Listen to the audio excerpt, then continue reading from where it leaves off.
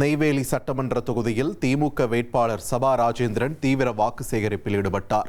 நெய்வேலி மற்றும் அதனை சுற்றியுள்ள கிராமங்களுக்கு சென்ற அவர் முந்திரி தொழிலில் ஈடுபட்ட பெண்களை சந்தித்து ஆதரவு கோரினார்.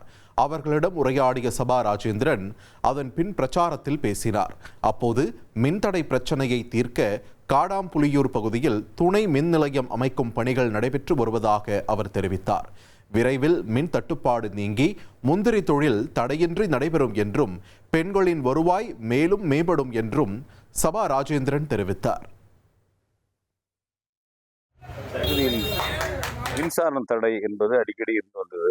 அதை தலைவர் முதல்வரிடம் எடுத்து சொல்லி ஒரு 210/110 kV மின்சார ஒரு சப்ஸ்டேஷனை இங்கே அமைத்து கொடுத்திருக்கிறோம்.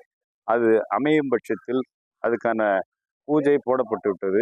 அது 1.5 ஆண்டு காலத்தில் அது முடிகின்ற பட்சத்தில் இந்த நெய்வேலி சட்டமன்ற தொகுதிக்கு உட்பட்ட ஒன்றிய பகுதிகளில் தடையில்லா மின்சாரம் வழங்கப்படும். இனி செல்லும் இடமெல்லாம் செய்தி. தந்தை டிவியின் வாட்ஸ்அப் சேனலை ஃபாலோ பண்ணினா செல்ல இருக்கும் இடமெல்லாம் செய்தி. இதோ QR கோட் இப்பவே ஸ்கேன் பண்ணுங்க, ஃபாலோ பண்ணுங்க.